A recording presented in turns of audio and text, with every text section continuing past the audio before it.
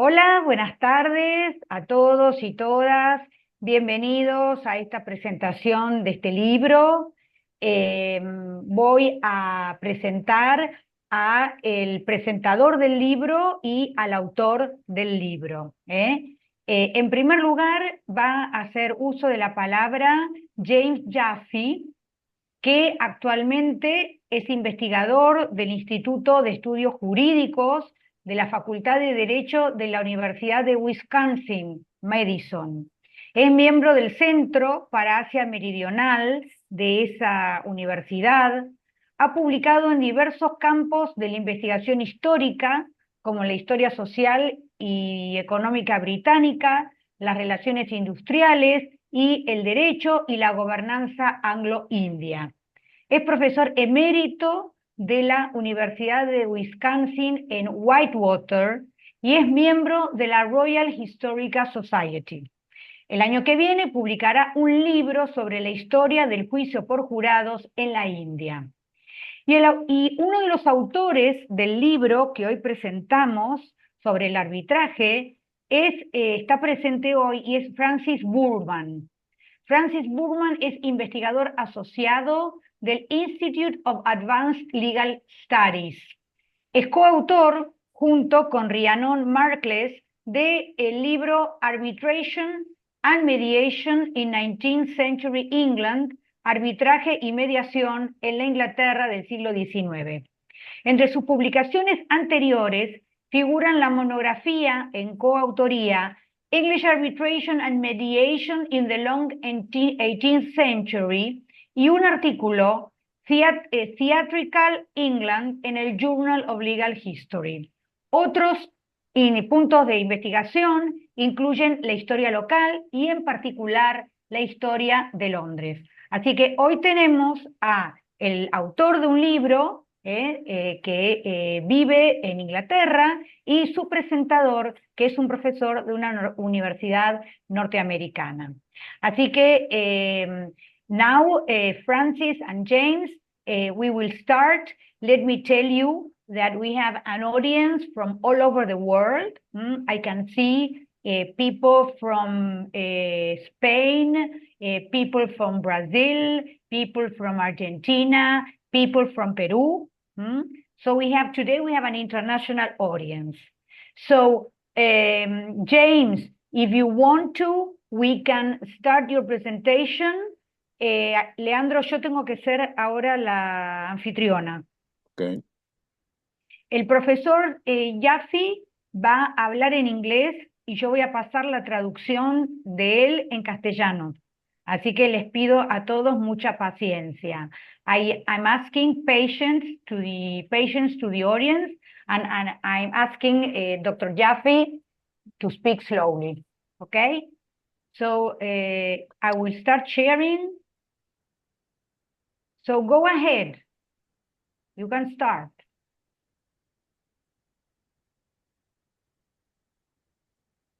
I believe you must open your microphone. James. There. Okay. That better? Better. Yes. Let me first thank Francis and Viviana for inviting me. It's a pleasure to be here virtually, and I hope the language barrier does not present too much of a problem. Secondly, I'm going to freely admit that Francis knows far more about arbitration and mediation than I ever will. I have worked rather extensively on British attempts to transfer and adapt autonomous and extrajudicial forms of arbitration in India.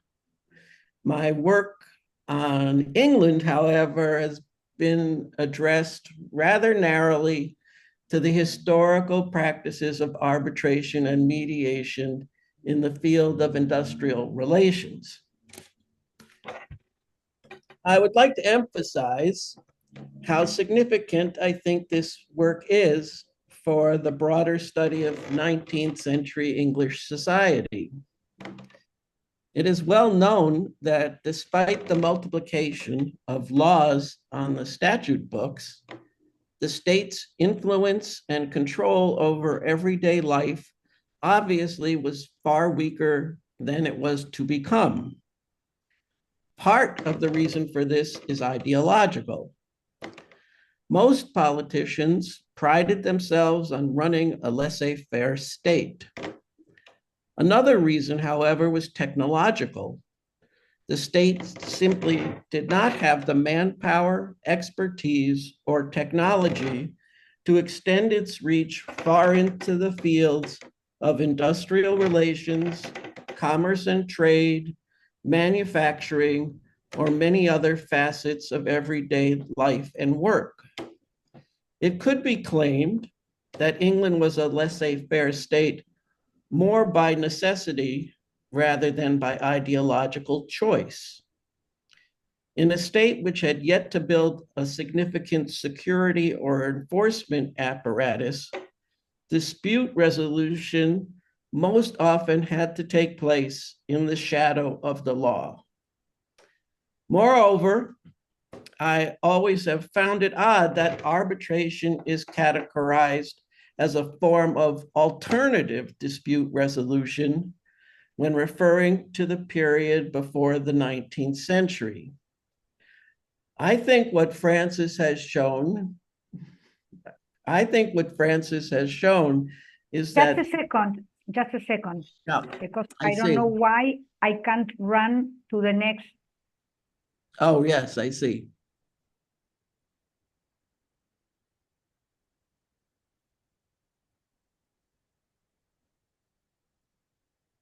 ¿Por qué puede ser, Leandro, que no puedo pasar de diapositiva? A ver, espera.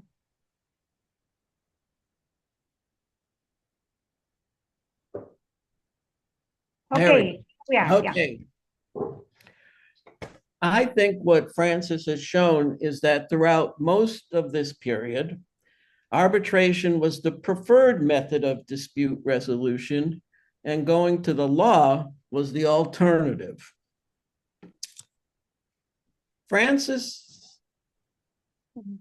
Just a second. No sé qué pasa. Yep. Okay.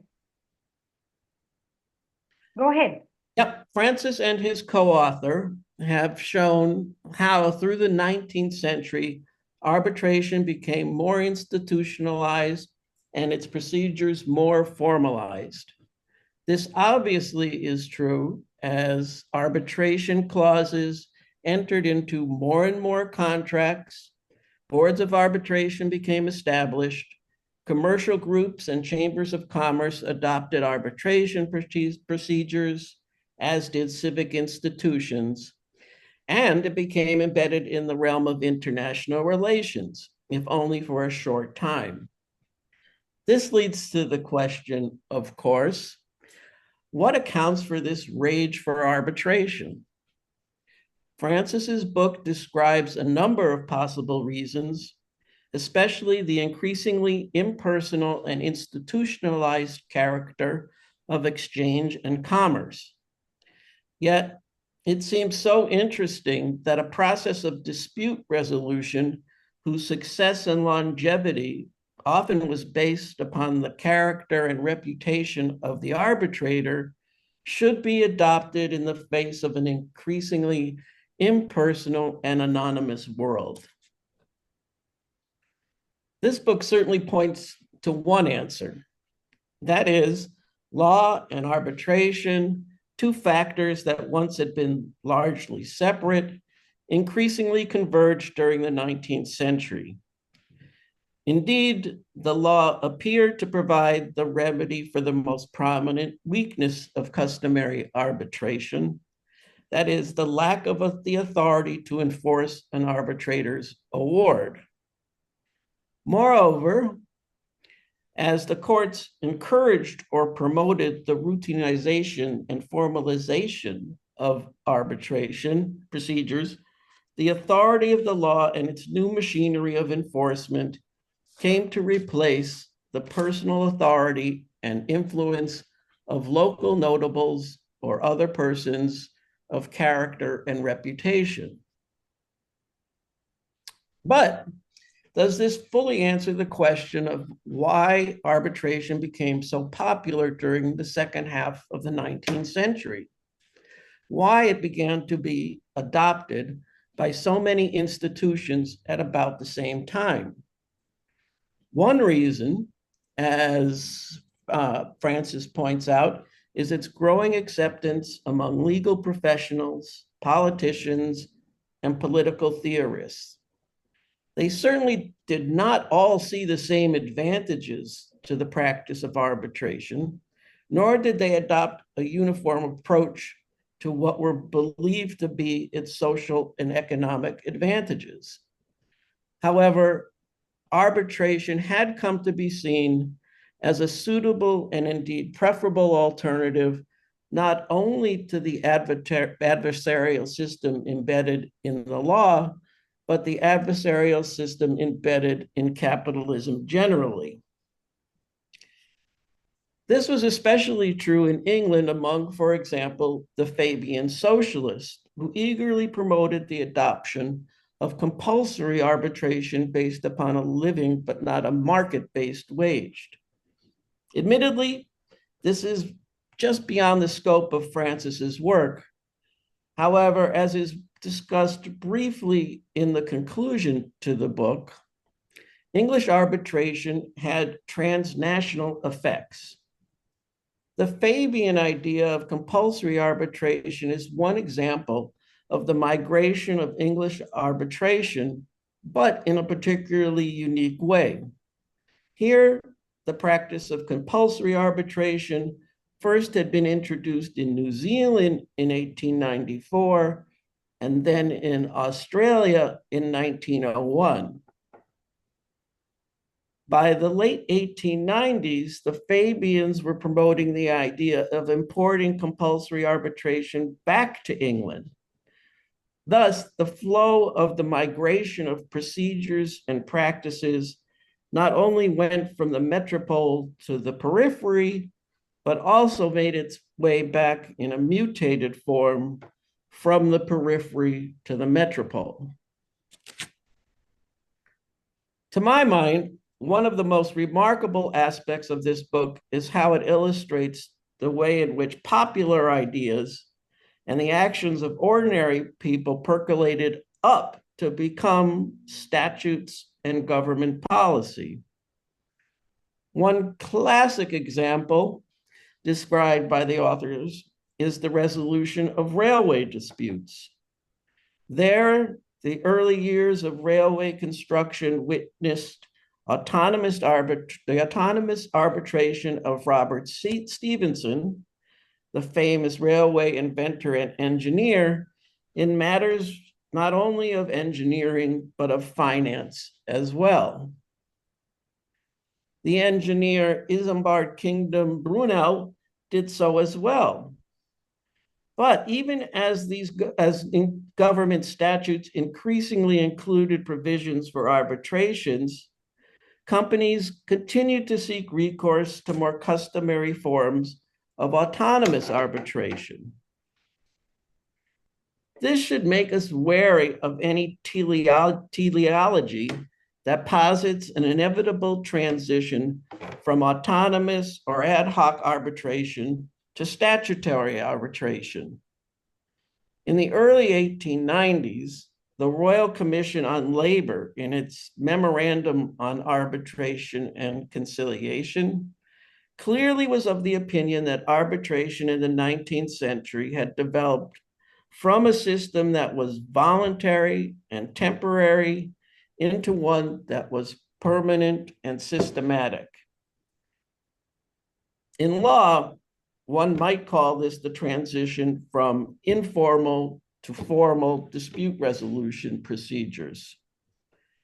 However, much of the information that we as historians rely on comes from the formal rules adopted in the various industrial sectors and formal institutions that were created. What we don't know is how these formal rules translated to small-scale disputes taking place on the shop floor or at the coalface. Given the sources available, perhaps we will never know whether customary forms of arbitrations continued there. To me, it seems likely that they did, because most strikes and work stoppages were short. By the end of the 19th century, when the government began to record the length of strikes, they often were 2 to 3 days in length, and by the mid-20th century, they were being measured in hours. I suspect that some sort of shop floor conciliation or arbitration was taking place in the shadow of the law that shortened the time it took to undertake arbitration if it had been done by the rules. But I do not know. Maybe Francis can help. Finally, this wonderfully detailed and comprehensive work leaves me with one further question. What did the people who entered into arbitration think of the process? I ask this because I once wrote a piece on compulsory arbitration in England during the Second World War. When the government introduced these procedures, both employers and employees greeted it with high hopes of a fair and equitable resolution of their disputes. Perhaps not surprisingly, however, both parties exited the process unhappy and dissatisfied. Employers thought that the arbitrators gave too much to the employees, and employees thought the arbitrators gave too much to the employers. Thus, even as the courts stepped in increasingly to enforce bonds and awards, I think this probably was not an uncommon or unusual response to arbitration. So, thanks to Francis and his co-author for an essential contribution, not only to the history of arbitration and dispute resolution, but also to the history of 19th century England. Gracias. Thank you very much. Timing was perfect. I know. I hope everybody was able to listen to you if they were fluent in English or follow your words through the PowerPoint. So thank you very much. And now, Francis, the floor is yours.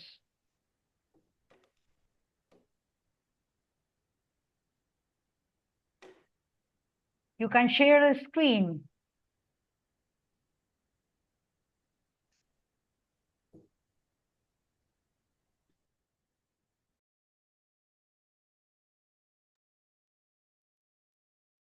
Francis, please open your phone.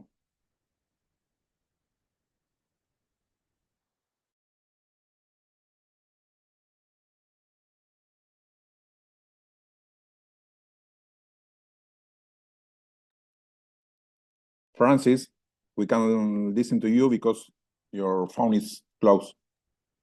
Your microphone, yeah. Okay, hopefully, go ahead. That's got it. And hopefully the screen is up there before you. Yeah, right. Perfect.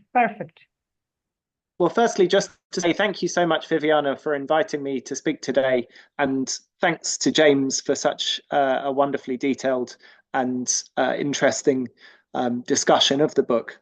I realize I don't really have long today, so I just wanted to briefly discuss the background to the book, which was, of course, co-written with Dr. Rhiannon Markless, and then say a little bit about what we found out during our research. I hope that's of interest and that perhaps it inspires some of you to read more in the book itself that forms the basis of my presentation today. So my own background is in history, whilst Rhiannon is both a historian and has been a practicing lawyer. We both became interested in the history of arbitration through a scholar called Derek Roebuck, who wrote a great history of arbitration, starting in the ancient world and looking all around the Mediterranean, and then concentrating on England from the medieval period onwards. Rhiannon and I started out as research assistants to Derek, and we went on to co-write a book with him on arbitration in 18th century England. Sadly, Derek passed away in 2020, and Rhiannon and I were tasked with producing a book covering the development of arbitration in England in the 19th century. And you can see how that fits with the incredible range of publications that Derek put out. And this is really only a selection. So I'd really encourage you to go away and have a look for all of the books and the incredible number of articles that he has written. While I hope our book can stand on its own, it's very much meant as the final volume in this Derek's Great series. Of course, Derek's works gave us an outline structure to begin with, and we certainly wanted to honour his legacy and make sure that our book was part of his series. But as he often pointed out, good history is led by what the original sources tell us and not by what we want to find. So that was very much the way that we wanted to approach our work and allow ourselves to be led by the source material. As an aside, this work is very much on England or England and Wales because law in the rest of the UK is quite different and certainly deserves research of its own by those who have the right expertise, perhaps either in Scottish or Irish law. There has previously been some work on arbitration in 19th century, chiefly on commercial arbitration, the laws relating to arbitration, and the history of labour arbitrations. And I think James alluded to all of these and is certainly an illustrious contributor himself. I've picked out just a few books and articles here in the presentation, but of course our book includes a much more comprehensive bibliography. So in our book, we aimed to draw this scholarship together and, with additional archival research, create a more comprehensive picture of the uses of arbitration in English society. As historians, we see it as important not just to investigate the theory of how arbitrations work and the laws which govern it, also, of course, the case law, because that chiefly tells us what happens when arbitration agreements break down. But what we wanted to do was see how arbitration worked in everyday life. The obvious question is, how did arbitration change during the 19th century?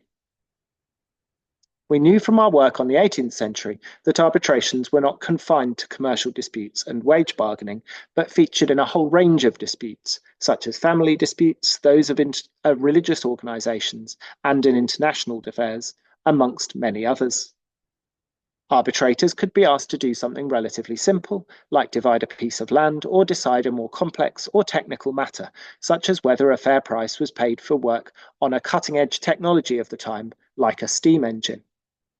With this diverse subject matter in dispute, we also tried to understand who the parties were and who acted as arbitrators. Was arbitration only used by rich merchants and landowners, or was it also an important tool for the poor? Were arbitrators chosen for their status, integrity, legal knowledge, or some other form of expertise, which could be anything from understanding building, medicine, engineering, or the usual business practices of any particular trade, from mining to farming to international commodities markets? So quite an incredibly broad range of subject matter, which we tried to apply ourselves to as best we could. I hope that covers our motivations and aims in writing our book, and I'd like to now just tell you a little bit about what we discovered. So our major findings were that arbitration became more legalised, institutionalised and international in 19th century England. I think those are things that James has already alluded to. Agreeing to arbitration was generally good for reputation, and some of the most celebrated figures of the Victorian era, like future Prime Minister William Gladstone and the great engineer Isambard Kingdom Brunel, themselves acted as arbitrators. We still found important variations persisted in different regions in England, so not every arbitration and not every kind of procedure had become completely homogenised. For the parties, there were also differences in the experiences of rich and poor, as well as men and women. And I think that goes some way to answering James's question, that it very much depended who you were and, of course, what the outcome is as to how you viewed arbitration after the arbitration had taken place. Of course, people that gained a favourable outcome were most positive towards arbitration, but also we definitely found that the scales were very much weighted against people like women who did not necessarily have full legal rights throughout the century.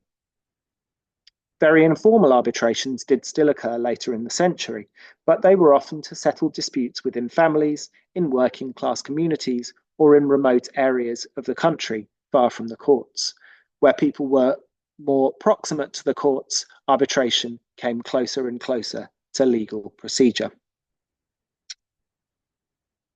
So I've tried to put our findings under three broad headings, which should hopefully give some structure to the arguments that we make in the book. And I'll begin with the first, which was that private arbitration and ad hoc arbitrations organised by individuals had to grapple with the increased mobility of both people and goods across the century. And a lot of that was down to technological change. Sorry, I hope you can make out the slide there. It's slightly covered. So Vivi, or Johnny Vida, has identified the three major forms of commercial arbitration practiced in 19th century England as statutory, court-ordered, and consensual arbitration. He explains that consensual arbitration, based on the law of contract, became preeminent in England with the Arbitration Act of 1889. Our book charts the development of commercial arbitration, which through experimentation during the 19th century developed into a recognisable modern form, one which went on to hold international significance. Lawyers became the most common choice of arbitrators, and a closer adherence to legal procedure became the norm, partly because people and goods moved more freely and credit became more impersonal. Statutory reforms and case law steadily entrenched the judicial review of arbitration awards. However, some merchants, particularly in the international commodities markets, in which London and other English ports like Liverpool were some of the most important centres in the world, tried to keep legal niceties to a minimum. They generally looked to other merchants to arbitrate in disputes, which were often about the quality of goods delivered. Yet through trade associations, they tried to give structure to arbitrations in other ways, mostly through institutionalisation. Trade associations produced form contracts, which generally included an arbitration clause, and although some failed arbitrations went to court, the association often provided a solution of its own, with the threat of expulsion and loss of market knowledge enough motivation to comply. This kind of institutional arbitration had mixed success, depending on a fairly cohesive community with strong links and a high cost to leaving, whether that was financial or emotional. And often it was the loss of information that was the most crucial driver to not leaving that community. Some churches also had arbitration procedures, but these tended to become less successful, particularly regarding secular disputes, such as over a debt, particularly as community ties loosened. So they provide us with something of a contrast to the experiences of merchants in particular fields.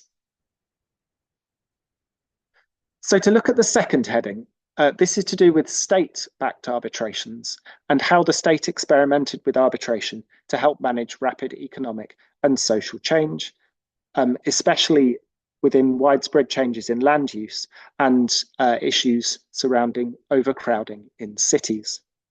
Major new industries and technologies emerged in England in the 19th century that revolutionised both the economy and the society. The railway, as James has already mentioned, required huge tracts of land previously owned by the aristocracy to be bought up by new companies. Although the state facilitated that transfer by legislating for compulsory purchase, an arbitration procedure was made available to set the price of land that advantaged the selling aristocracy and tended to boost prices. Arbitration had the advantage of being a widely trusted procedure which kept the state at arm's length and gave the parties some freedom in choosing their arbitrator, which of course they wouldn't have had the judge, and this gave the appearance of an independent procedure. A similar process was used when land was needed by local government for infrastructure projects like sewage plants, which were required for the rapidly growing cities. Similarly, the development of slums in factory towns made new accommodation for the working classes a priority, which required compulsory purchase of land, with the price again often set by arbitration. The state experimented with statutory arbitration in other areas. Arbitration had long been used in labour disputes to set wages. Several attempts were made to legislate for such a process to be carried out by permanent arbitration and conciliation boards that would avoid strikes.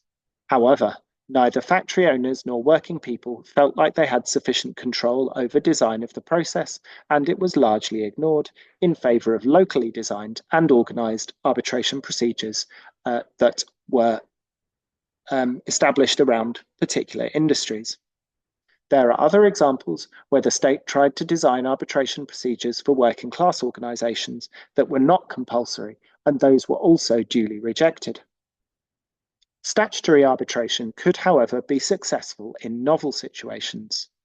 Bankruptcy of large conglomerate companies with many shareholders and the prospect of widespread consequences had simply not happened before.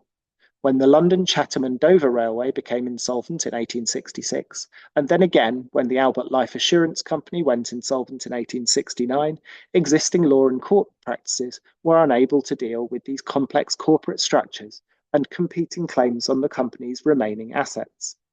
Lawmakers responded by passing statutes for an individual arbitration procedure, each initially headed up by a former Lord Chancellor, who was the head of the judiciary. So obviously these situations were taken incredibly seriously.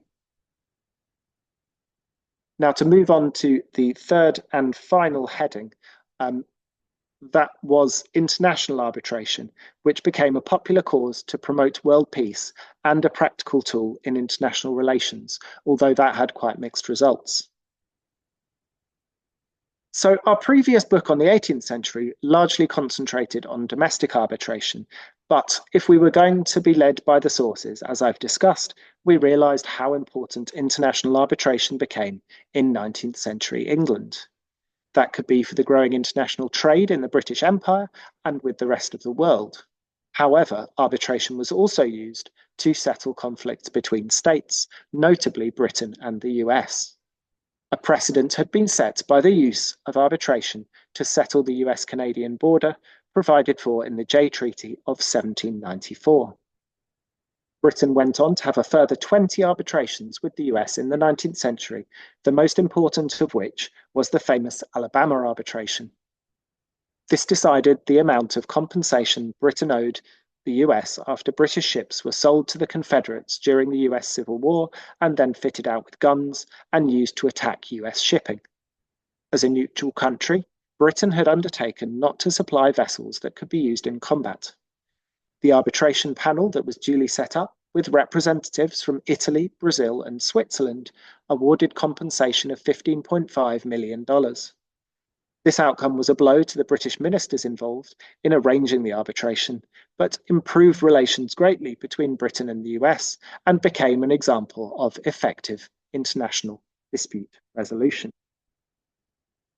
Peace societies campaigned for more extensive use of international arbitration with the goal of world peace. Religious groups like Quakers were particularly involved, but we also emphasize in the book how women became an important part of this movement. And you can see here Priscilla Peckover, who was one of the leading women. This movement became a precursor to the League of Nations and eventually the UN, but large conflicts involving Britain, like the Crimean and Boer Wars, caused a patriotic backlash and made peace seem a very unrealistic goal to some. Arbitration was also used as a tool in various stages of the abolition of the slave trade, firstly to decide compensation for British slave owners when slave trading was outlawed within the British Empire, and then as part of the suppression of the Atlantic slave trade more widely, to make awards of prize if a slave ship was legitimately captured, or to decide on compensation when the role of a seized ship in the slave trade could not be proven. Mixed commission courts sat in various overseas locations and were generally headed by two lay commissioners or arbitrators, one being from the UK and the other from the relevant international partner. And Britain partnered with various different states, including Brazil and Portugal, in this initiative. Problems invariably arose if there was a split decision between the two arbitrators, which, coming from the two separate countries, there often were. And to give an example of how this might work out and how informal the procedure could be, in 1849, Brazilian vessels, the Ermelinda and the Galeana, came before the Anglo-Brazilian Commission, which was based in Sierra Leone. The two arbitrators were unable to agree upon a verdict, and so each case was determined by the toss of a coin. In the first case, the English arbitrator won the toss, and the Galeana was condemned. In the second instance, the Brazilian arbitrator succeeded, and the Ermelinda was released. So I hope that gives you a brief overview of the contents of the book, and I do hope we've got time for a few questions if anyone would be interested. Thank you so much for listening. Thank you very much, Francis, for the presentation. And bueno, abrimos el debate a preguntas, a comentarios en castellano o en inglés. En todo caso, si es necesario, traducimos.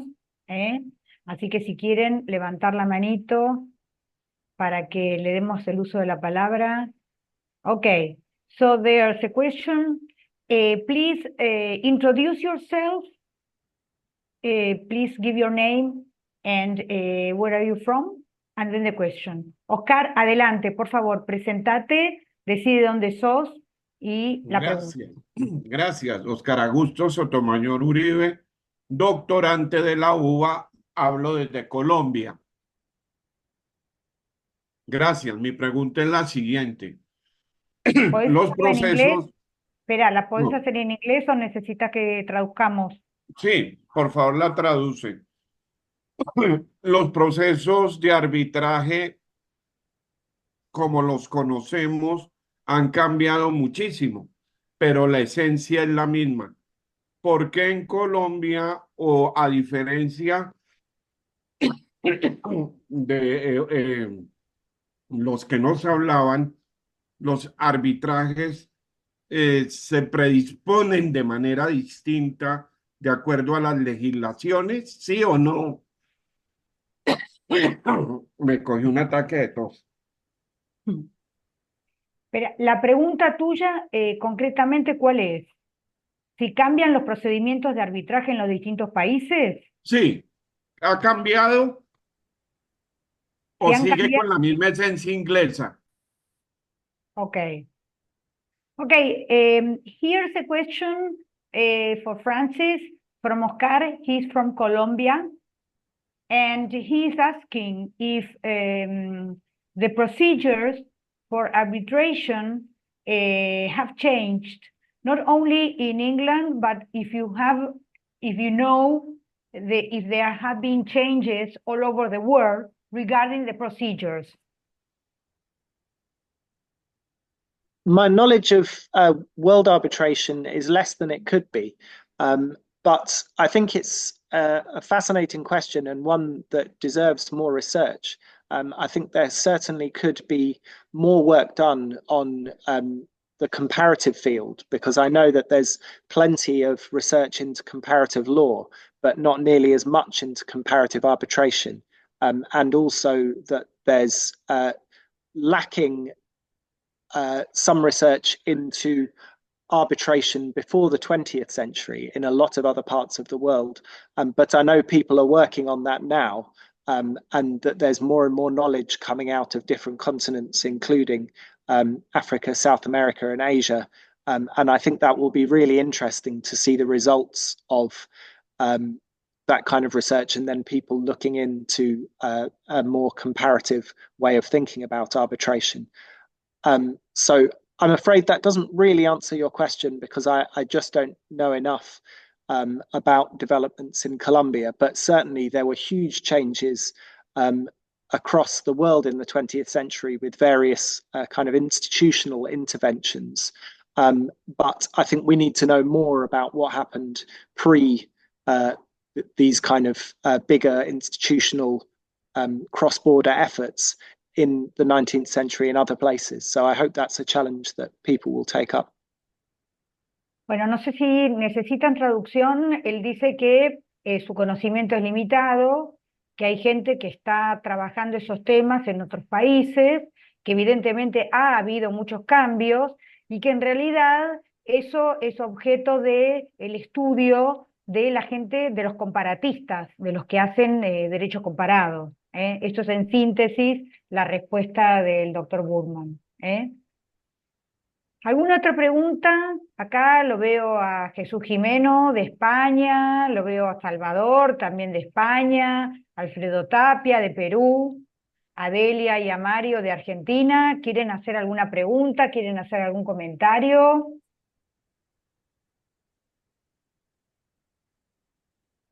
Bueno, si no, mientras tanto... ok, Salvador. Salvador, presentate, decide dónde sos y hace tu pregunta. Si podés en inglés, si no, en castellano. Lo siento, profesora Viviana. Mi inglés no es bueno, entonces, para que se grabe un ridículo total, prefiero hablar en castellano. Bueno, yo soy Salvador Latorre, doctorando de la Universidad de Alicante, en España. Han comentado los profesores sobre el procedimiento arbitral obligatorio a partir de 1890. Claro, cuando es obligatorio, si una de las partes sale no conforme con lo que dicta el árbitro, después hay que ver cómo se eligen los árbitros, qué preparación tienen.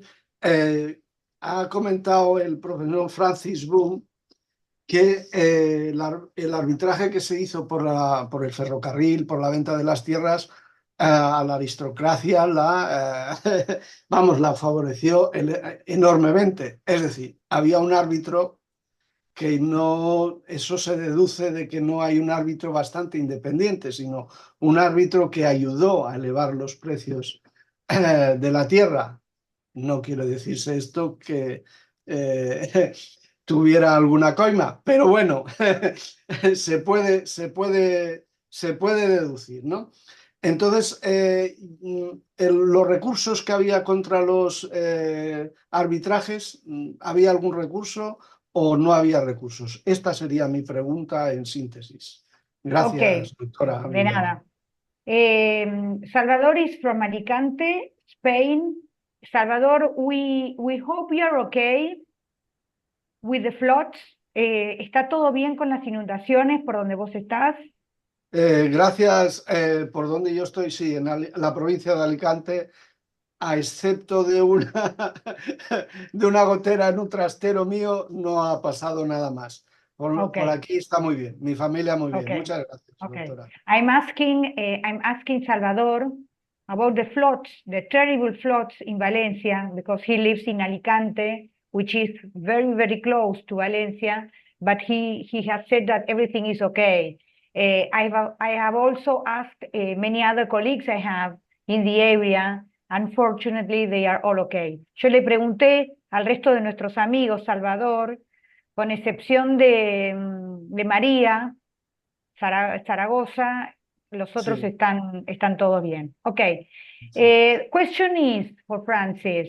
Was there any kind of appeal for those parties who did not agree to the award? Firstly, I'm very glad to hear that everything's okay where you are. Appeals are a very interesting subject because they were very limited. Once an award had been made, you really had to show up some very compelling reason why an award could be retracted. Often that would have to be there on the face of the award. So I have evidence of some arbitrators actually explaining that they wouldn't give their reasons for making an award because if there was nothing actually written on the award, then it was very, very difficult to have it annulled.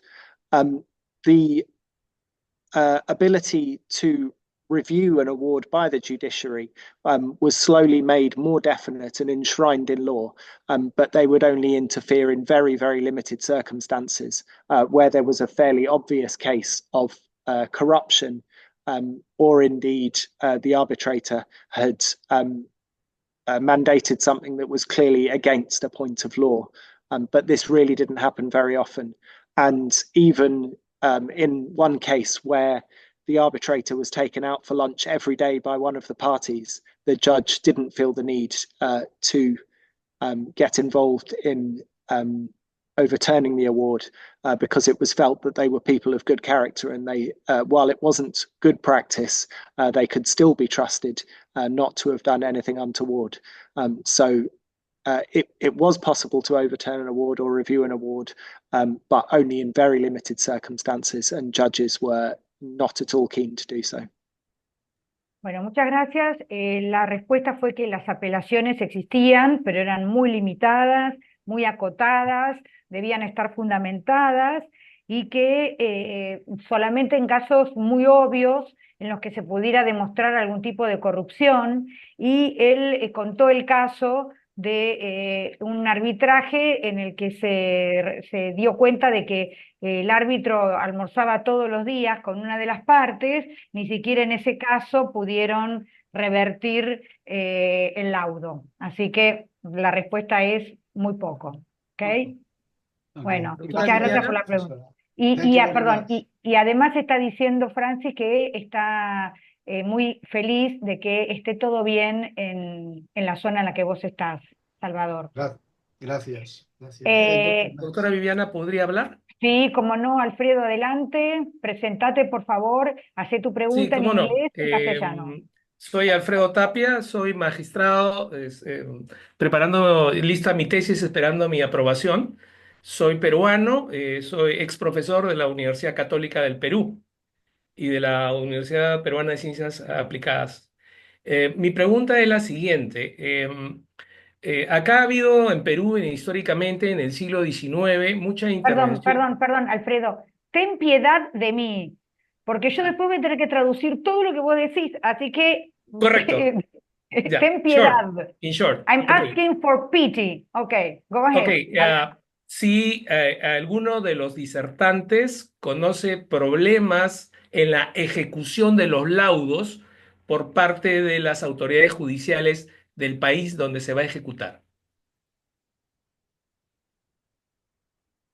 Tu pregunta tiene que ver con el presente, Alfredo. Sí, correcto. En realidad, porque históricamente ha habido problemas de ejecución de laudos extranjeros e internacionales en Perú, quería saber qué conocimiento tienen los ponentes respecto al problema de ejecución del laudo.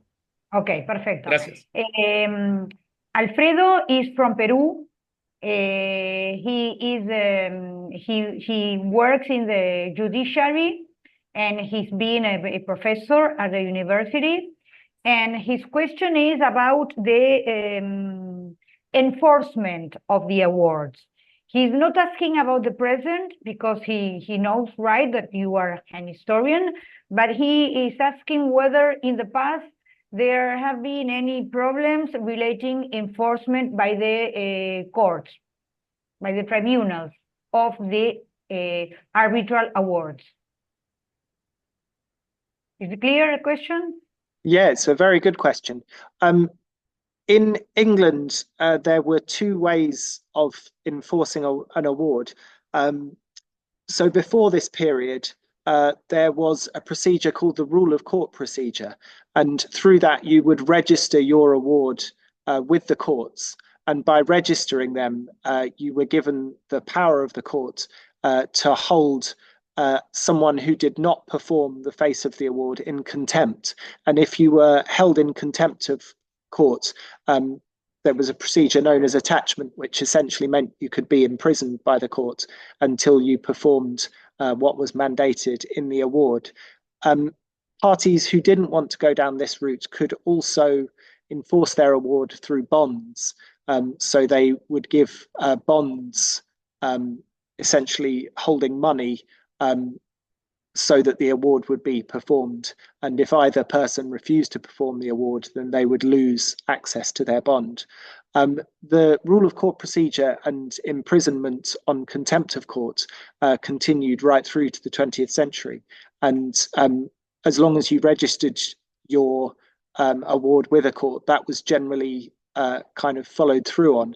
And as you go later in time, that registration was more and more a presumption and came in for almost all arbitrations that were performed. So really, despite some discussion amongst the judiciary about whether they were hostile to arbitration, the courts in England really did generally enforce all arbitration awards quite strongly once they had been made. Although if a party decided to pull out of an arbitration before the award had been made, that was a very different matter, and it was very difficult to do anything about that until quite late on into the 19th century. Bueno, no sé si entendiste la respuesta. Tiene que ver con que había dos maneras de ejecutar un laudo. Una forma era cuando se registraba, y entonces eso le daba el poder al juez para poder exigir la ejecución, y la otra que tenía que ver con una sanción económica, que era tener bonos, y que si no se cumplía con el laudo, no se tenía acceso a esos bonos. Eso es lo que yo entendí. Pero que con el transcurso del tiempo, cada vez más se acudía al primer procedimiento, que era al de registrar el laudo, y que probablemente eso tenía que ver con la cláusula arbitral en la que se someterían las cuestiones litigiosas a un arbitraje y se establecía la forma en la que se iba a ejecutar el laudo, que era a través del registro. Sí. ¿Alguna otra pregunta más de los asistentes? ¿Algún otro comentario? Jesús Jimeno, presentate, hace la pregunta, por favor. Sí, bueno, bastante breve y en inglés. Muy bien, Eh, presentate primero. This question is for Francis. I am Jesus Jimeno. I am PhD in law. I am professor or teacher or PhD at the Málaga University or at the University of Málaga. I have done research on commercial arbitration in South Spain. I could visit at I was able to work in the historical archive, and I have two small questions. First is I would like to ask if commercial arbitration have any specific or speciality in England, comparative with other law, no? For example, labor law or working law. And the second question is, and if the arbitration was the main way of resolving conflicts or dispute in commercial law.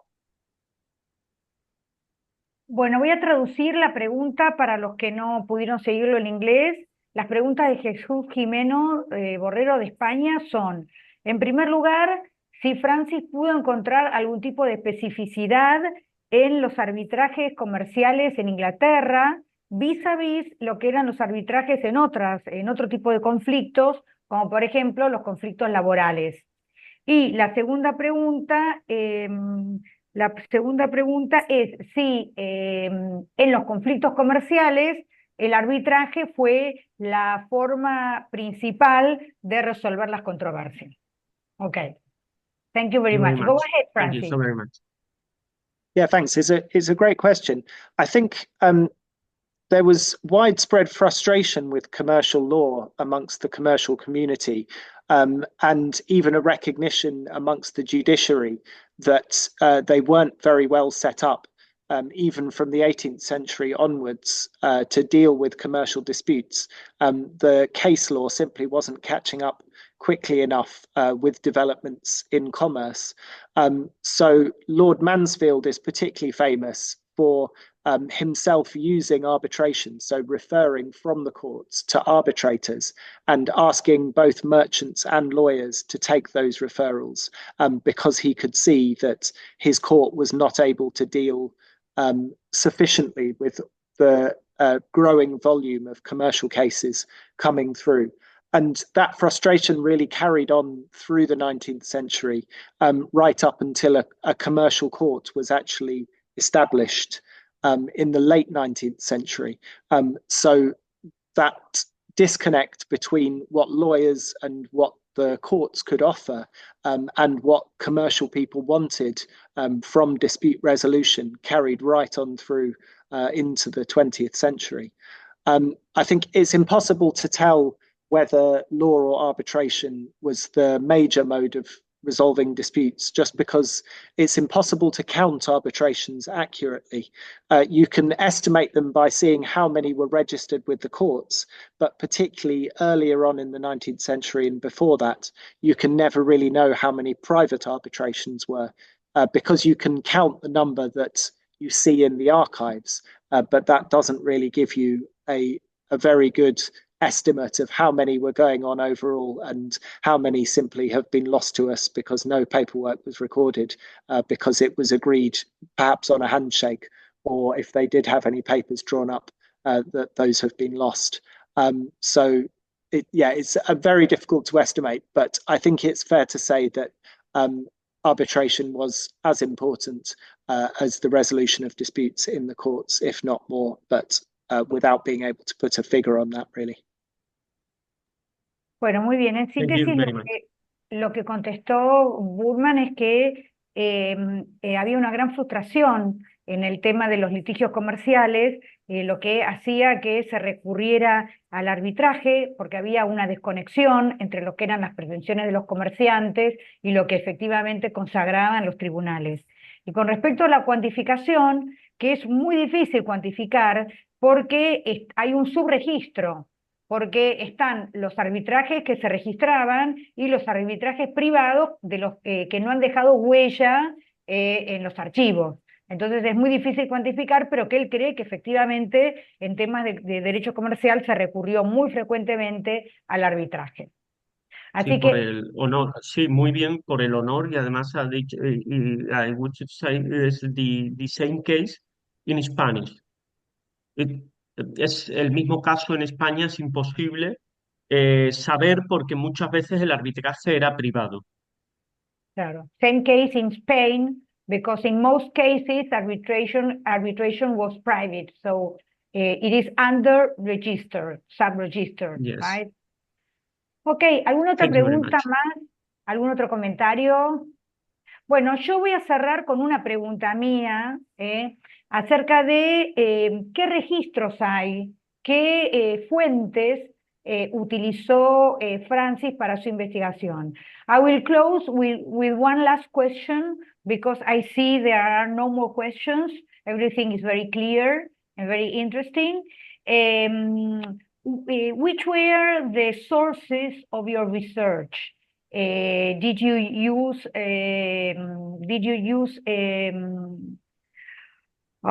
dockets, any dockets? Did you attend archives? What was the main source of your research?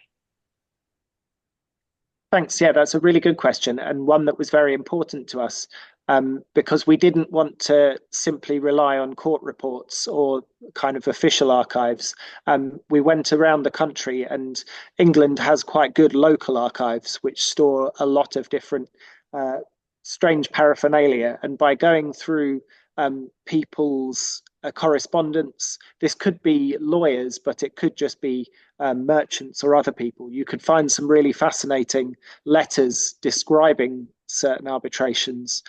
So we really tried to go for a wide range of sources that might include newspapers as well, which British newspapers have all been digitized right through to the 18th and 17th century. So we were very lucky to have some really great source material like that. But we tried to use everything from diaries, private correspondence, to, of course, official output as well, such as laws and court reports. Ok, la respuesta es que él y el coautor recorrieron toda Inglaterra, fueron a los archivos, buscaron correspondencias personales, diarios, y que en muchos casos también estaban digitalizados, leyes, etc. Okay, I guess we are about to close this excellent presentation. This book is so interesting for us. You know that I don't recall that we in Argentina have any researcher who has dealt with these so important issues. The only arbitrations I remember are the ones connected with arbitrations between states. But I don't know how far we went regarding commercial arbitration or civil arbitration or labor arbitration. So I hope this presentation will encourage Argentinian researchers or international researchers to start researching in this field. Lo que le decía es que el tema es muy interesante porque acá en Argentina, y creo que no sé si en otros países del mundo, se ha investigado el arbitraje más allá del arbitraje entre estados. Argentina fue parte de arbitrajes, pero yo no recuerdo, a lo mejor existen arbitrajes que tengan que ver con cuestiones comerciales y con cuestiones laborales. Así que esto tiene que ser el punto de partida para iniciar investigaciones en estas áreas. Así que, so thank you so much, James and Francis, for this wonderful presentation. I think we could handle the language barriers, the translations. I think we succeeded in making that everybody could understand each other. So I give you some minutes to say goodbye, and I thank you again, and I thank all the audience. Les doy unos minutos para que se despidan y agradezco a todos los asistentes a esta presentación. Go ahead. Oh, well, goodbye, and thank you for the invitation. Hello, Francis, and goodbye, Francis. And thank you so much, Viviana, for your fantastic translation. I think it worked really well, and thank you all for coming. Okay, thank you very much. See you. Bye-bye. Bye. See Chao you. a todos. Bye. Chao.